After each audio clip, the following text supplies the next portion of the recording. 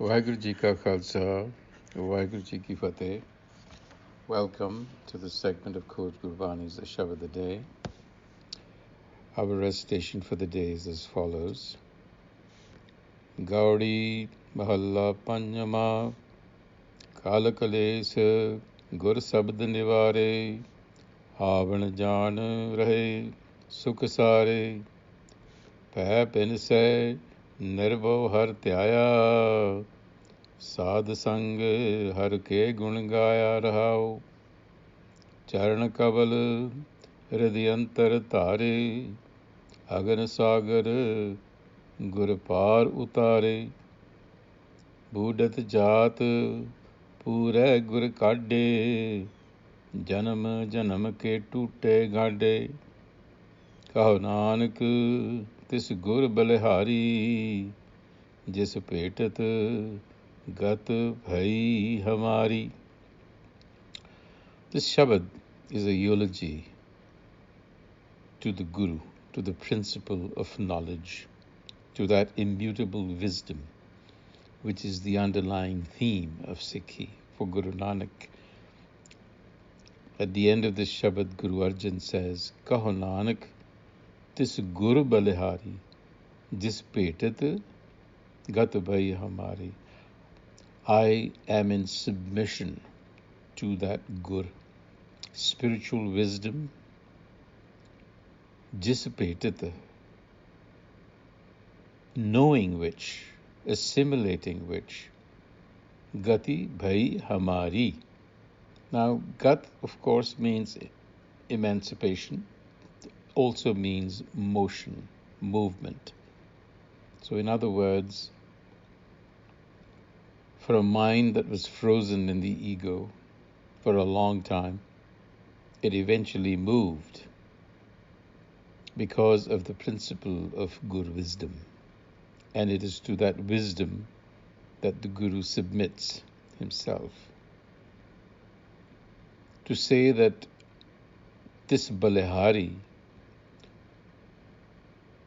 not only is it submission, but joyful submission, it is also saying, I'm bold, I'm carried away, I'm totally bold by that wisdom which emancipated me. So the central message here is one of fearlessness, because fear is the underlying angst for all of us, fear of death. Pੈ pin se nirbhav har tyaya Sad Sang Har Ke Gun Gaya. There are two elements involved here. There is Sad Sang Har Ke Gun Gaya. So, under the tutelage of the Sad Sang, this can also be read to mean in the holy congregation of the teacher and the seekers. So, in that space, I learned to develop virtue, divine virtues. That's another way of saying I learned to ground my mind, because that is what you do when you go to the Guru.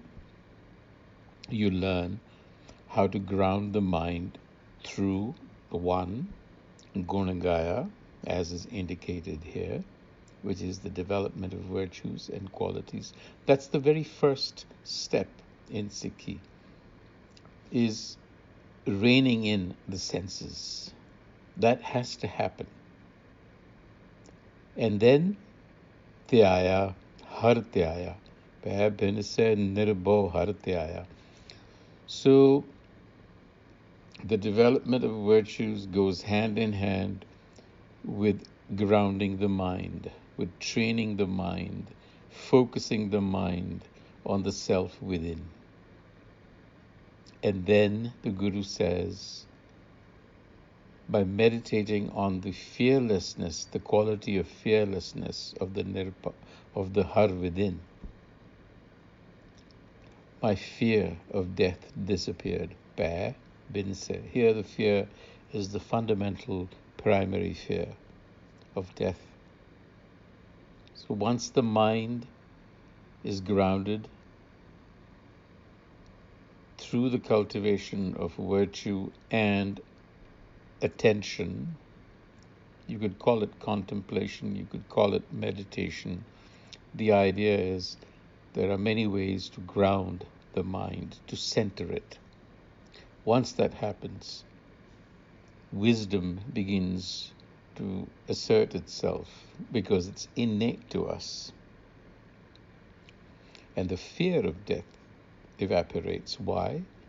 Because you realize that you've been identifying with the body, which is biodegradable.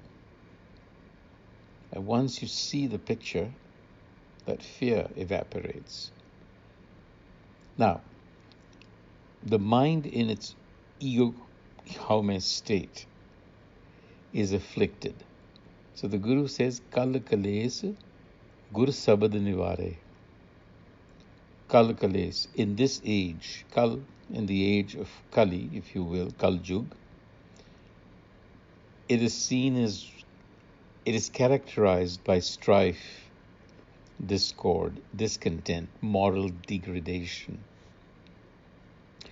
Kales means defective or non-productive mental patterns that actually obstruct self-realization. So generally speaking, 5 kalesas are recognized,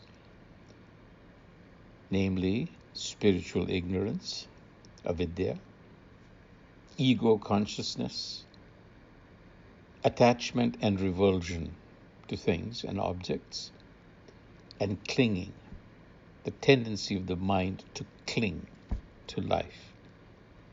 These are defective, non-productive mental patterns.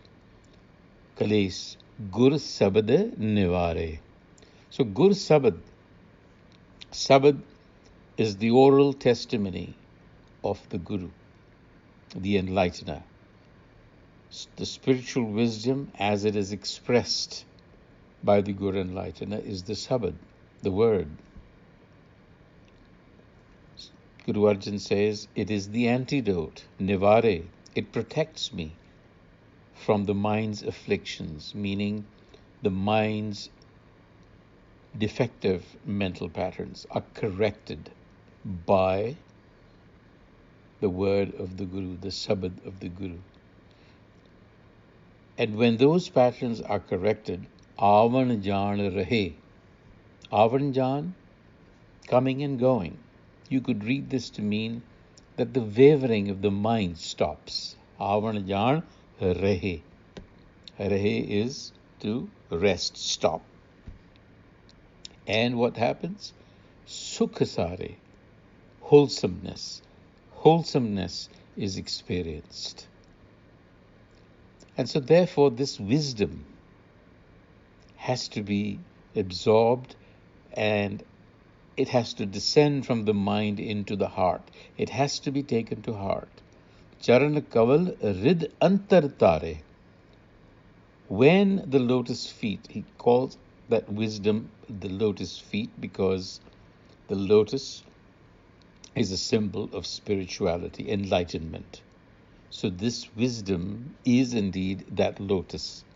So when the lotus feet of Guru wisdom is taken to heart, Rid Antar Tare, then it ferries us across, Par Utare. Ferries us across what? Agana Sagar, the ocean of fire. What is the ocean of fire? It is this worldly existence when lived in ego consciousness. Because if you recall, there is a word, Trishna, desire. It's that fire that is constantly lit and that is constantly pushing us around. That ocean of fire, symbolically speaking, is crossed over with this wisdom. You learn how to navigate your way through life. Budat Jat pure gure kade. So this is our condition. We are floundering. We are drowning. Buddha the Jat.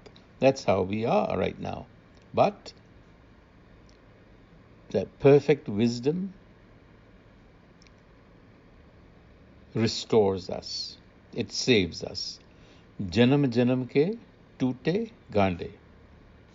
So what happens is that this immutable wisdom saves those who are floundering by restoring. Gande is to put together, stitch together, what was a primal fracture. Janam janam ke tute. So Gurbani believes that when a human comes into this world, there is loss of consciousness. There is a split, a fracture that occurs between the self and the ego. It starts to express itself. So there is a fracture. And this is a long-standing fracture, which we have to restore. And that is what the Gurbani does. So again, the Guru here is repeating the formula by giving us different examples, but essentially the point being that we have to calm a wavering mind, we have to restrain our desires, we have to rein in the senses, cultivate virtue, contentment being the primary virtue, empathy, and also to stop the wavering mind through contemplation, reflection of Gurbani. And then that fracture is healed. Then we operate from a whole mind. On that note, Waheguru Ji Ka Khalsa, Waheguru Ji Ki Fateh.